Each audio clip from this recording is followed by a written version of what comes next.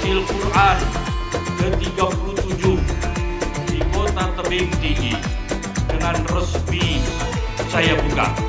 Al-Fatihah.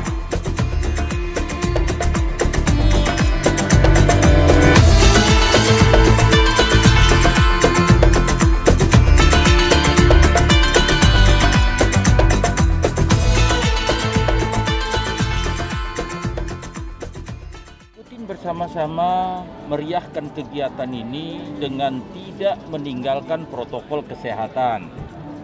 Protokol kesehatan ini menjadikan penting.